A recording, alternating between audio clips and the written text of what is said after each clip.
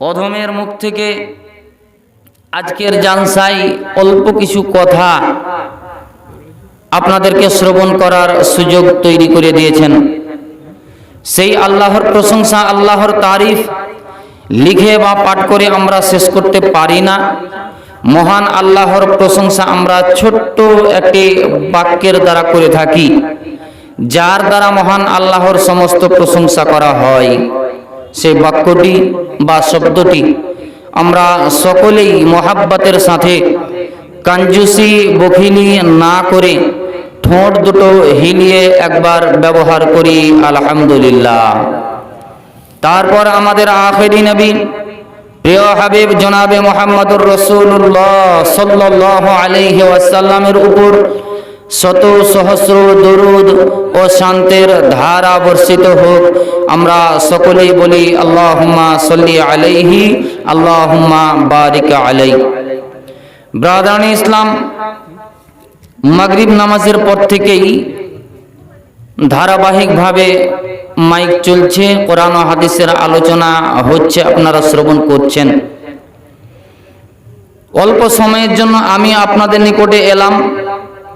9:30 ঘড়িতে বাজতেই চললো, মোটামুটি ঘন্টা খানেক আপনাদের কাছে মাইক্রোফোনে মুখ লাগিয়ে কিছু কোরআন ও হাদিসের কথা উপস্থাপন করব এবং মুখ্য যেটা উদ্দেশ্য, সেই উদ্দেশ্যের দিকেও আমি ফিরে আসব ইনশাআল্লাহ। তবে অত্র পাড়ার যে সমস্ত ভাইয়েরা, বাবাজিরা, মা বোন উভয় পক্ষকেই আমি বলছি, আজকের জলসার উদ্দেশ্য, জলসার মকসাদ কি, এটা আপনারা সকলেই অনুধাবন করে নিয়েছেন। এই বিষয়ে আপনারা সবাই অবগত আছেন। বিশেষভাবে আমি আর বলবো এমনটা প্রয়োজন মনে করি না। আমি যে পবিত্র কোরআন থেকে সূরা আনফালের পরস্পর কয়েকটি আয়াতে কারিমা তেলাওয়াত করেছি, সেই সাথে মহানবী সাল্লাল্লাহু আলাইহি ওয়াসাল্লামের একটি হাদিস পাঠ করেছি। ইনশাআল্লাহ কোরআন ও হাদিসকে লক্ষ্য রেখে কিছু কথা আমি আপনাদের সামনে বয়ান রাখছি, একটু কর্ণপাত করবেন, শুনবেন। ইনশাআল্লাহ শুনলে আপনারা উপকৃত হবেন, কারণ আল্লাহ কোরআনে বলেছেন ওয়াযাক্কির ফাইন্নায যিকরা তানফাউল মুমিনিন। পৃথিবীর মুমিনদেরকে মহান আল্লাহ পাক রব্বুল আলামিন বলেন, মহানবী সাল্লাল্লাহু আলাইহি ওয়াসাল্লামকে সম্বোধন করে বলেছেন, হে নবী, আপনি মুমিনদের সামনে নসিহত করুন, উপদেশ দিতে থাকুন। সেই উপদেশ বা নসিহত নিশ্চয় মুমিনদের উপকারে আসবে। তাহলে কোরআন এবং হাদিসের আলোচনা হলে সেগুলো যদি আমরা শ্রবণ করি, সেগুলো যদি আমরা কানে গুঁজে নিই, মস্তিষ্কে আমরা বসে নিই, তাহলে ইনশাল্লাহ আমরা কোরআন এবং হাদিসের কথা শুনে উপকৃত হব। দান তো আমরাই দেব, দান আপনারাই দেবেন, তবে দান তো দেবেন, দিতে থাকবেন ইনশাআল্লাহ। এবং কিছু কথা যে আমি আপনাদের সামনে পেশ করব, এই কথাগুলো আপনারা মনোযোগ সহকারে শুনেন। প্রাণের মাখালা বোনদেরকেও বলবো, আমার মায়েরা, বোনেরা, মায়ের জাত, দিদির জাত, আপনারা বাড়িতে অবস্থান করেই আছেন, ভালো কথা। তবে বাড়িতে বসে বসে একটু আপনারা শুনবেন, শুনে আপনারা উপকৃত হবেন। যে বিষয় নিয়ে আমি আপনাদের সামনে আলোচনা করতে যাচ্ছি, এতে কিছু মা বোনদেরও কথা চলে আসবে এবং পুরুষ মানুষদেরও কথা চলে আসবে, উভয় পক্ষের কাজে লাগবে। আমরা পৃথিবীতে মুমিন, এটা সকলেই দাবিদার, সবাই আমরা দাবি করি। এমনকি কতক মানুষকে আপনারা দেখেছেন বা দেখবেন, কতক মানুষ যারা হয়তো মসজিদে কোনোদিন আসে না, জুমার দিন ছাড়া বা 2 ঈদ ছাড়া আর কোনোদিন মসজিদ আসে না। এমনও পৃথিবীতে কতক মানুষ আছে, ও জুমাও বুঝে না আর ঈদও বুঝে না। আমার এলাকারই কথা বলছি, নাম বলতে যাচ্ছি না। জীবনে ওকে কোনো মানুষ জুমার দিনে জুমার নামাজ পড়তে আসতে দেখেনি, ঈদের নামাজে তো দেখেনি, তবে জুমার দিনেও দেখেনি। আল্লাহ ভালো জানে, আল্লাহ ওর অন্তরে হয়তো মোহর মেরে দিয়েছে। আল্লাহ তৌফিক দিবে না, আল্লাহ যাকে তৌফিক দেবে না, মানুষ চেষ্টা করলেও সেটা সফল হতে পারবে না। তো আল্লাহ পাক রব্বুল আলামিন মুমিনদের কথা এখানে কিছু তুলে ধরেছেন। তবে একটা কথা জেনে রাখেন, পৃথিবীতে আপনি যদি মুমিন হন তাহলে আপনার জীবনে অনেক রকমের ঝড় আসবে। মুমিন হলে আপনার নিকটে মুসিবত আসবে, বিপদ আসবে, সেই বিপদ এসে আপনাকে পরীক্ষা করবে আল্লাহ পাক রব্বুল আলামিন। পৃথিবীতে যে যত বেশি মুমিন তাদেরকে আল্লাহ পাক রব্বুল আলামিন তত বেশি পরীক্ষা করেছেন। নবীদের ইতিহাস দেখেন, জি নবীদের ইতিহাস দেখেন। নবীগণ এসেছেন আদম থেকে শুরু করে নিয়ে আমাদের শেষ নবী মুহাম্মদুর রাসূলুল্লাহ সাল্লাল্লাহু আলাইহি ওয়াসাল্লাম পর্যন্ত যতজন নবী এসেছেন, দ্বীনের দাওয়াত দিতে গিয়ে, দ্বীনের প্রচার প্রসার করতে গিয়ে, ঈমানের কথা মানুষের সামনে বয়ান রাখতে গিয়ে, ঈমানের দাওয়াত দিতে গিয়ে তাদেরকে কত বিসর্জন দিতে হয়েছে, কোরবানি করতে হয়েছে, নিজের জীবনে কত কষ্ট করতে হয়েছে। ইতিহাস খুললেই, ইতিহাসের পাতা একবার দেখলেই আপনি বুঝতে পারবেন যে নবীদের কত কষ্ট হয়েছে। তাহলে যত বেশি মুমিন পৃথিবীতে হবে তত তাদের পরীক্ষা বেশি হবে আল্লাহর পক্ষ থেকে। তাহলে সেই পরীক্ষায় আপনাকে উত্তীর্ণ হতে হবে। উত্তীর্ণ হওয়ার কিছু টিপস আমি আপনাদের সামনে দেব, এবং মুমিন আল্লাহ পাক রব্বুল আলামিন কাদেরকে ঘোষণা করেছেন, প্রকৃতপক্ষে কারা মুমিন, এ কথাটাও আমি আপনাদের সামনে বলবো ইনশাআল্লাহ। যে আয়াতগুলো আপনাদের সামনে পড়েছি, এই আয়াতগুলোর মাঝে মহান আল্লাহ পাক মুমিনদের 5খানা গুণ বর্ণনা করেছেন। আপনি যদি একজন মুমিন হন তাহলে আপনাকে 5টি গুণে গুণান্বিত হতে হবে, 5টি বৈশিষ্ট্য আপনার মাঝে থাকতে হবে, তবেই আপনি প্রকৃতপক্ষে মুমিন। আমি তো দাবি করি একজন শরাব পানকারী রাস্তায় ঘোঁচাটলার গলিতে গলিতে গলিতে গলিতে শরাব পান করে ও মাতলামো করে বেড়ায়, তারপরেও ওর মুখ দিয়ে জি শুনতে পাবে না মাঝে মাঝে যে আরে আমি নমাজটা পড়ি না, মৌলভী সাহেব হলে কি হবে আর হাজি সাহেব হলেই কি হবে, ওর থেকে আমার ঈমান কম নেই, কথাটা বলে থাকে। তো কথাটা ও যে দাবি করে থাকে যে আমি একজন মুমিন, আমি নামাজ পড়ি না, তারপরে আমার ঈমান চাঙ্গা আছে, এই দাবি যে আমি করি, তো এই দাবি কি আমার বাস্তব, এটা কি আমার সত্যি না? আল্লাহ পাক রব্বুল আলামিন কোরআনে কাদেরকে মুমিন বলে ঘোষণা করেছেন? পৃথিবীতে মুমিন হতে হলে মুমিনের মাঝেও আবার সময়ে সময়ে ঈমানের কোনো সময় কমতি আসে, কোনো সময় বাড়তি আসে। ঈমান কোনো সময় কমে, কোনো সময় বাড়ে। কিভাবে ঈমান কমে আর বাড়ে আপনি কিভাবে বুঝবেন যে আমার ঈমান কমে গেছে বা আমার ঈমানের বৃদ্ধি এসেছে, আমার ঈমান বেড়েছে, আপনি বুঝবেন কিভাবে? চলেন একটা হাদিস আপনাদের সামনে শুনিয়ে দিই। মহানবী সাল্লাল্লাহু আলাইহি ওয়াসাল্লাম হাদিসের মাঝে বলেছেন কি, ইযা সাররাতকা হাসানাতুকা ওয়া সাআতকা সাইয়্যাতুকা ফাআনতা মুমিন। বিশ্বমানবের নবী মুহাম্মদুর রাসূলুল্লাহ সাল্লাল্লাহু আলাইহি ওয়াসাল্লাম পাক জবানে বলেছেন, হাদিসের মাঝে তিনি বলেছেন একজন মুমিন হতে হলে মুমিনের নিকটে সময়ে ঈমান বাড়ে, আবার সময়ে ঈমান ঘটে, সময়ে ঈমান বেড়ে যায়, আবার সময়ে ঈমান ঘটে যায়। তাহলে ঈমান বাড়বে কখন, কমবে কখন, আপনি কিভাবে অনুভব করবেন? আপনারা দেখেছেন, আমরাও দেখেছি, আমাদের থেকে যারা জুনিয়র, যারা হয়তো অল্প বয়সের ছেলে আছে, ওরা এখন হয়তো ওই সামানগুলো দেখতে পায়নি। সামানগুলো কি ডাক্তারের নিকটে দেখেছেন, আগে আমরাও দেখেছি, এখন আছে কি নেই ডাক্তারদের ওটা জানি না। এখন অনেক রকমের যন্ত্রপাতি হয়ে গেছে। ডাক্তারদের নিকটে জ্বর মাপার একটা যন্ত্র ছিল, যেটাকে আমরা বলতাম থার্মোমিটার। কি বলেন জি? থার্মোমিটার। তো জ্বর মাপার সেটা যন্ত্র। মাপতেন কিভাবে? এই জামার বাটনকে খুলে দিয়ে বগলে ভরতেন থার্মোমিটার, কিছুক্ষণ দেবে রাখতেন, তারপরে ওই থার্মোমিটার বার করে দেখতেন। ডাক্তারদের একটা থিওরি হলো, ওদের একটা নিয়ম হলো যে এই থার্মোমিটারে কিছুটা পার্সেন্ট আছে, নাম্বার দেওয়া আছে, সিরিয়াল নাম্বার। তো 98% যখনই ওই থার্মোমিটারে দেখতে পেতেন, তখন ডাক্তাররা বুঝে নিতেন যে এর শরীরে জ্বর আছে। শরীরে জ্বর আছে, 98% থেকে যদি কম থাকতো তাহলে বুঝতেন যে তার শরীরে নর্মাল জ্বর আছে, সাধারণ জ্বর আছে, সাধারণ ওষুধ দিলেই সে জ্বর সেরে যাবে, আল্লাহ পাক রব্বুল আলামিন শেফা দেবে, ভালো করে দেবে। তো এটা ডাক্তারদের একটা থিওরি। তাহলে জ্বর মাপার একটা যন্ত্র ছিল, কি এখন আছে কি নেই ওটা আর দেখতে পাই না, বলতে পারবো না।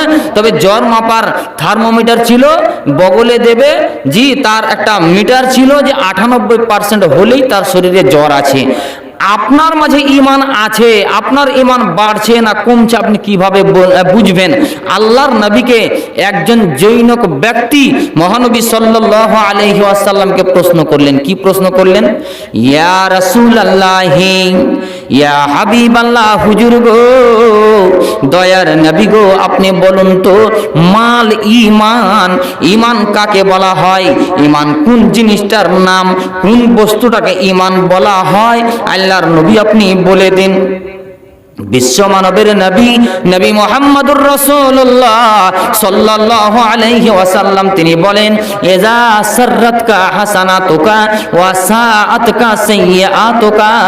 ওরে বাবা, কিভাবে তোমার ঈমান বাড়ে, কিভাবে তোমার ঈমান কমে, এটা তুমি জেনে নাও। আল্লাহর নবী হাদিসের মাঝে বলেন, ইজা সাররাতকা হাসানাতুকা, যখন তুমি কোনো নেকির কাজ করবে, নেকির কাজ যখন তুমি করতে যাবে, তখন তোমার মনে আনন্দ আসবে, তোমার অন্তরে যেন শান্তি আসবে, তোমার মনটা যেন তৃপ্তি হয়ে যাবে। যখন তুমি নেকির কাজ করবে, কোনো ভালো আমল করতে যাবে, তোমার মনে আনন্দ আসবে, তোমার মন যেন প্রফুল্ল হয়ে যাবে, তোমার মন যেন খুশি হবে, তুমি নিজেই যেন শান্তি পাবে সে আমলটা করে। তখন জানতে হবে তোমার মাঝে ঈমানের বৃদ্ধি আছে, তোমার ঈমান যেন বহাল আছে। ওয়া সাআতকা সাইয়্যাতুকা, মহানবী সাল্লাল্লাহু আলাইহি ওয়াসাল্লাম বলেন, আর যখন তুমি কোনো পাপ কাজ করতে যাবে, গুনহার কাজ করতে যাবে, অন্যায় কাজ করতে যাবে, ওয়া সাআতকা সাইয়্যাতুকা, যখন তুমি গুনহার কাজে এগিয়ে যাবে, তখন তোমার অন্তরে যেন একটা খটকা জেগে উঠবে, তোমাকে দুশ্চিন্তায় ফেলে দেবে। তখন তুমি জানতে পারবে যে তুমি একজন মুমিন। মুমিন হতে হলে একজন মুমিনের পরিচয় হবে কি? ভালো কাজ করলে তার মনে আনন্দ আসবে, গুনহার কাজ করলে দুশ্চিন্তায় পড়বে, গুনহার কাজ করলে অন্তরে খটকা জাগবে। আর যদি ঈমান না থাকে, ও গুনহা কি, নেকি কি, ভালো কোনটা আর মন্দ কোনটা, তারতম্য পার্থক্য ও কিছুই করতে পারবে না।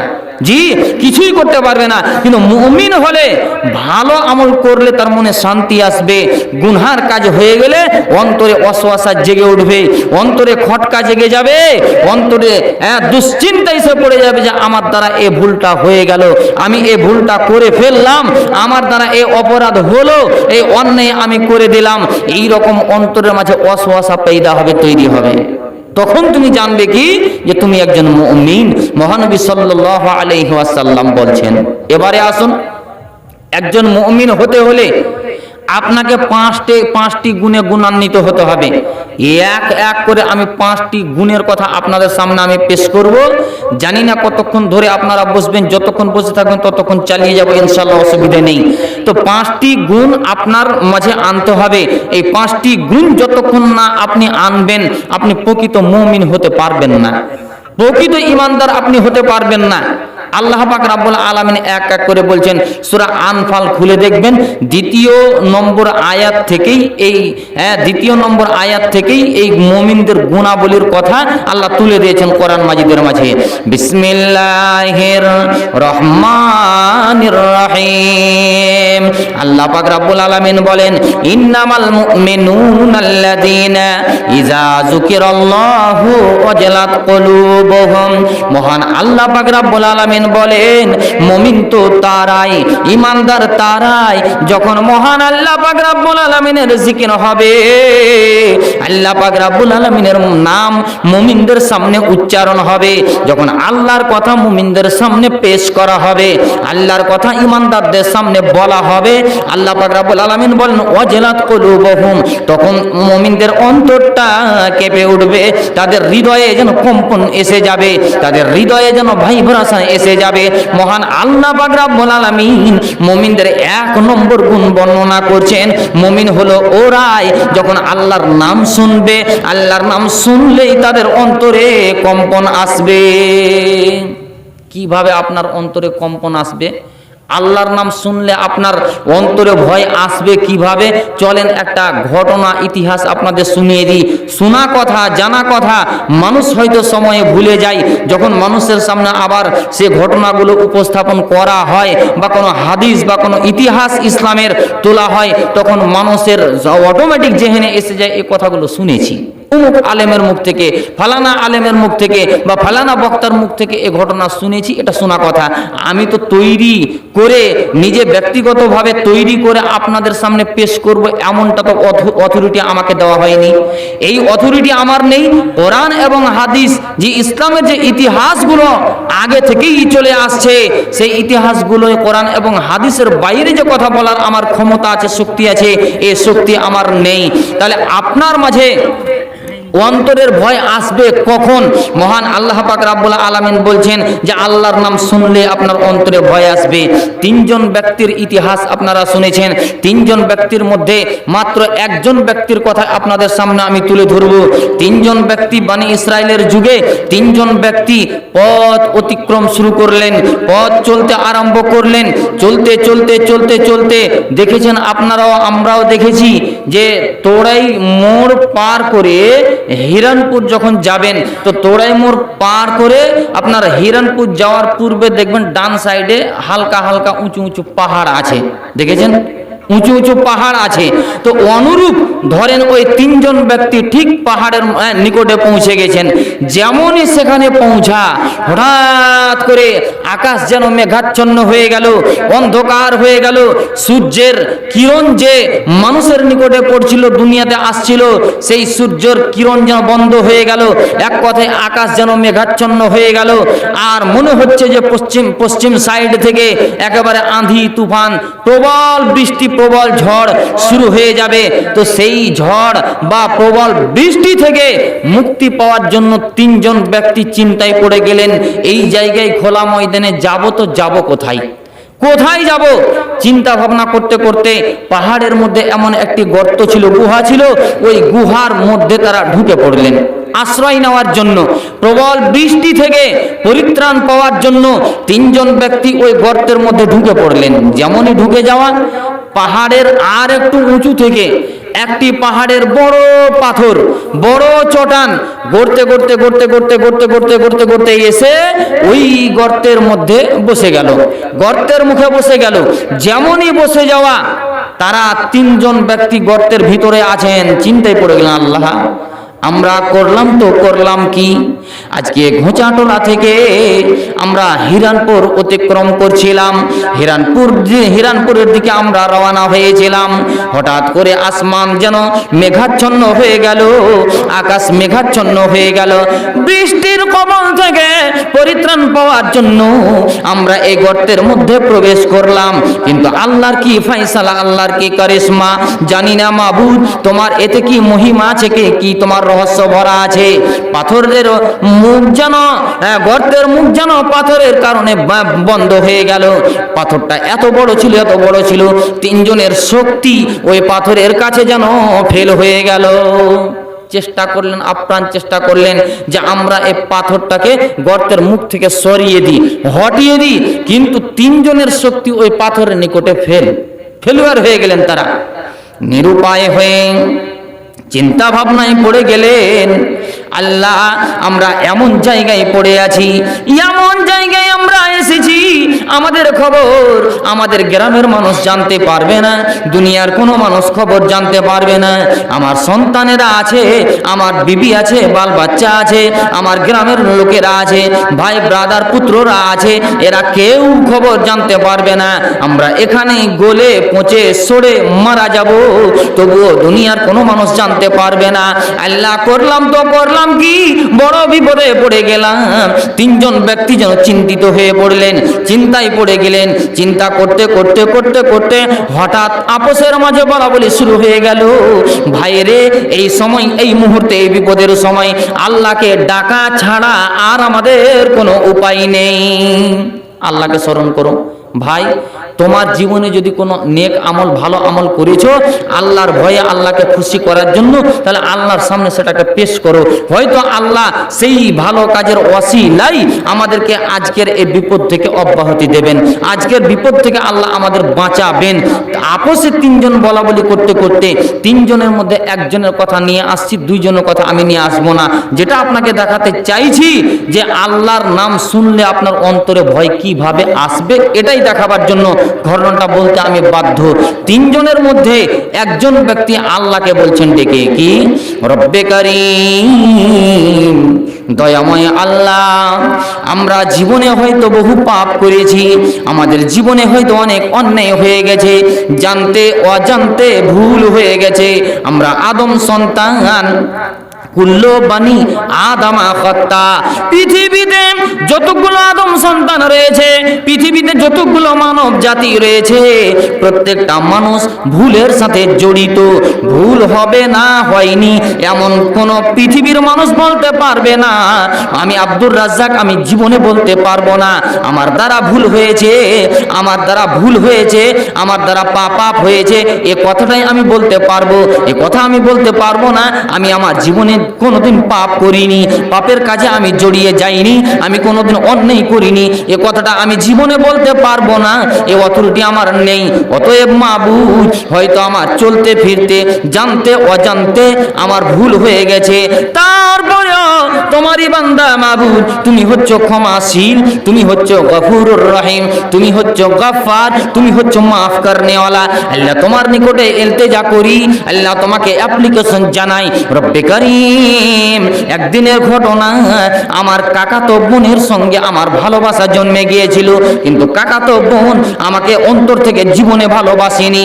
আমার কাকা যতদিন বেঁচে ছিলেন আমি কোনোদিন সুযোগ পাইনি, কোনোদিন আমি মৌকা পাইনি, কোনোদিন সুযোগ পাইনি। আমি সুযোগ খুঁজতাম কেমন করে আমার কাকাতো বোনকে নিয়ে আমি আনন্দ করব, আমার মনের খাহেসাত নাফসানিকে পুরা করব, আমার মনের উত্তেজনাকে আমি শান্তি করব। এই রকম সদা সর্বদা আমি চেষ্টায় লেগেছিলাম। মাবুদ, কোনোদিন সুযোগ পাইনি। আমার কাকা মরে যাওয়ার পর আমার কাকাতো বোনের নিকটে দুর্ভিক্ষ এসেছিল, হাতছালি এসেছিল, অভাব এসেছিল। অভাবের কারণে আমার কাকাতো বোন আমার নিকটে বুক ভরা আশা, প্রাণ ভরা আশা নিয়ে এসেছিল। কি উদ্দেশ্য নিয়ে এসেছিল? ভাইরে, আমার সংসারে অভাব এসে গেছে, আমার সংসারে দুর্ভিক্ষ এসে গেছে, তোমার নিকটে প্রাণ ভরা আশা নিয়ে এসেছি। ভাই, আল্লাহ তোমাকে যথেষ্ট সুখ দিয়েছে, যথেষ্ট আল্লাহ পাক রব্বুল আলামিন, আর তোমার হাতে ব্যালেন্স আছে, আল্লাহ পাক রব্বুল আলামিন অর্থের মালিক বানিয়েছে। অতএব ভাই, তুমি আমাকে কিছু টাকা ধার স্বরূপ দাও, তুমি আমাকে কিছু টাকা ধার হিসাবে দাও, ধার নেওয়ার জন্য আমি তোমার নিকটে এসেছি। ভাইকে গিয়ে কাকাতো বোন এ কথা যেন বলছেন, যেমনই এই কথা বলা সুযোগ পেয়ে নিল। জীবনে আমি আমার কাকাতো বোনকে কোনোদিন মৌকা পাইনি, সুযোগ পাইনি, ইচ্ছা করেছি তারপরেও আমি ইচ্ছা করেও তাকে আমি গ্রহণ করতে পারিনি। এই চিন্তা ভাবনা নিয়ে তার কাকাতো বোনকে বলছে যে একটা শর্তে তোমাকে আমি ধার দিতে পারি, যত টাকা তুমি নেবে কোনো অসুবিধে নেই। শর্ত হলো কি, নির্জনে নিরিবিলিতে গোপন জায়গায় ফাঁকা ময়দানে রাত 1:30টার সময় তোমাকে ফালানা জায়গায় কি করতে হবে, নির্জনে নিরিবিলিতে গিয়ে আমার সঙ্গে সাক্ষাৎ করতে হবে। তোমাকে নিয়ে আমি আনন্দ করব, তোমাকে নিয়ে আমি দৈহিক মিলন করব, আর দৈহিক মিলন করে আমার মনের খাহেশ, মনের উত্তেজনা আমি কি করব, পূর্ণ করব। যদি এই শর্ত বোন তুমি মানতে পারো, তাহলে তোমাকে টাকা দেওয়ার জন্য আমি প্রস্তুতি নেব। শর্ত লাগিয়ে দিলেন। একটা কথা আছে, অভাবে স্বভাব নষ্ট। সেই বোন বাধ্য হয়ে, বাধ্যতামূলক সেই কাকাতো ভাইয়ের শর্তকে গ্রহণ করলেন। গ্রহণ করে নেওয়ার পর সময় দিয়ে দেওয়া হয়েছে, সময় বরাদ্দ করা হয়ে গেছে, সময় নির্ধারণ করে দিয়েছে। খোলা ময়দানে ফাঁকা মাঠে নির্জনে নিরিবিলিতে রাত 1:30টার সময় আমার সঙ্গে তোমাকে সাক্ষাৎ করতে হবে। এই কথা যেন হয়ে গেছে, চুক্তি যেন হয়ে গেছে, শর্ত যেন মেনে নিয়েছে। সে কাকাতো বোন সেই শর্ত অনুযায়ী ঠিক সময়ে নির্ধারিত সময়ে ফাঁকা ময়দানে গিয়ে উপস্থিত হয়ে গেছেন। সে ভাইও যেন পৌঁছে গেছে, যেমনই কাছাকাছি হয়েছে, এখনো বোনকে টাচ করেনি, এখনো ওই কাকাতো বোনকে স্পর্শ করেনি, কিন্তু দেখছে নির্জনে নিরিবিলিতে গোপনরা আপনার গভীর রজনীতে বোনের দৃশ্যখানা দেখছে। তার শরীর যেন ভাই ভরাসান, তার শরীর যেন জর্জরিত হয়ে গেছে, কম্পন এসে গেছে শরীরের মাঝে। কম্পন দেখে তার কাকাতো ভাই বোনকে যেন প্রশ্ন করছে, বোন রে, এখনো আমি তোমার সঙ্গে দৈহিক মিলন করিনি, তোমার ইজ্জত নিয়ে এখনো খেলা করিনি, তোমাকে এখনো আমি স্পর্শ করিনি, টাচ করিনি, তারপরেও তুমি এত কেন ভয়ভীত হয়েছো, এত তোমার শরীরে কেন কম্পন এসে গেছে? যেমনই কথা বলা, তার কাকাতো বোন বলছে, ভাই রে, আজ থেকে নিয়ে আমার বয়স 18 বছর অতিক্রম হয়ে গেছে, বয়সে আমি 21 বছরে পৌঁছে গেছি। 21 বছর জীবনে যখন থেকে আমার নিজের শরীরের মাঝে যৌবন এসেছে, আমার যৌবন আসার পর থেকে আমার ইজ্জত নিয়ে কেউ খেলা করতে পারিনি। আমি আমার ইজ্জতের পর্দাকে নষ্ট করে দিইনি, অপর পুরুষের সামনে আমার ইজ্জতখানাকে নষ্ট করে দিইনি, অপর পুরুষের সামনে আমি আমার ইজ্জতখানাকে বিলীন করে দিইনি। আমি যৌনাঙ্গের হেফাজত করে এসেছি। ভাইরে, অভাবের কারণে আজকে আমার পর্দাখানা ছিঁড়ে যাবে, আজকে আমার ইজ্জতখানা নষ্ট হয়ে যাবে। তোমাকে আজকে আমি নিজের ইজ্জতখানাকে তোমার কাছে নষ্ট করে দিতে যাচ্ছি। আমি এই ভয়ে ভীত হয়ে যাইনি, এই ভয়ে আমার শরীরে কম্পন এসে যায়নি। ভয় হচ্ছে এই জন্য আজকের দিনের দৃশ্যের ব্যাপারে মহান আল্লাহ পাক রব্বুল আলামিন কাল কিয়ামতের কোটে মহাপ্রলয়ের দিনে হাসরের ময়দানে সেই দিন আল্লাহ পাক যদি প্রশ্ন করে, রে হতভাগিনী, সামান্য অভাবের কারণে তোর নিজের ইজ্জতখানাকে তুই নষ্ট করে দিয়েছিলি, তোর পর্দাকে তুই ছিঁড়ে দিয়েছিলি, ইজ্জতখানাকে তুই বিলীন করে দিয়েছিলি, শেষ করে দিয়েছিলি। এই প্রশ্ন সেই দিন রব্বে কারীম যদি আমাকে প্রশ্ন করে দেয়, তাহলে মাবুদের সামনে আমি কি জবাব দেব, আল্লাহর সামনে আমি কি উত্তর দেব? আমি লা জবাব হয়ে যাব। যার ভয়ে আমি যেন কাঁপছি, অন্তরে আমার ভাইব্রেশন এসে গেছে, আমার শরীরের মাঝে কম্পন এসে গেছে। ভাই, তুমি আমার ইজ্জত নিয়ে খেলা করবে, এর কোনো ভয় নেই, শুধুমাত্র ভয় হলো আল্লাহকে বলে। অতএব ভাই রে, ইত্তাকিল্লাহ, আল্লাহকে বলে ভয় করো। এ কথা তার কাকাতো ভাইকে বলে দিল, ইত্তাকিল্লাহ, ভাই আল্লাহকে বলে ভয় করো। যেমনই আল্লাহর দোহাই দিয়ে দিলেন, যেমনই আল্লাহর কথা বলে দিলেন, তার কাকাতো ভাই অপকর্ম করার জন্য প্রস্তুতি নিয়ে নিয়েছিলেন। আল্লাহর নাম যেমনই কাকাতো বোনের মুখ থেকে শুনতে পেলেন, সঙ্গে সঙ্গে ওই কাকাতো ভাই যেন অসৎ কর্ম থেকে, অন্যায় কর্ম থেকে, যৌন কর্ম থেকে যেন কাকাতো ভাই বিরত হলেন, বেঁচে গেলেন। আর যেন তার কাকাতো বোনের ইজ্জতকে নষ্ট করলেন না, ইজ্জতে যেন হাত রাখলেন না।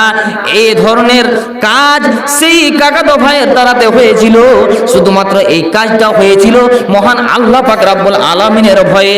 আল্লাহর নাম শোনার সাথে সাথে অন্যায় কাজ থেকে, অশ্লীলতা থেকে ওই কাকাতো ভাই যেন বিরত ছিলেন। এই কথাটা মহান আল্লাহ পাক রব্বুল আলামিনের সামনে সেই দিন, যেই দিন বড় অসহায় হয়েছিলেন 3 জন ব্যক্তি, গর্তের মধ্যে পড়েছিলেন 3 জন ব্যক্তি। ওই 3 জন ব্যক্তির মধ্যে ওই কাকাতো ভাই, সেই ব্যক্তি যেন আল্লাহর সামনে এই কথাটা বলছেন, আল্লাহকে অ্যাপ্লিকেশন জানাচ্ছেন, আল্লাহর সামনে ইলতেজা করছেন, রব্বে কারীম, আমার কাকাতো বোনকে একমাত্র যদি তোমার ভয়ে ছেড়ে থাকি, তোমার ভয়ে সেই অন্যায় কাজ থেকে যদি বিরত হয়ে থাকি, তবে মাবুদ, আমরা যে বিপদের মাঝে পড়ে আছি, আমাদের গর্তের মুখে যে পাথরটা বসে আছে, আল্লাহ এই পাথরটাকে তুমি একটু সরিয়ে দাও।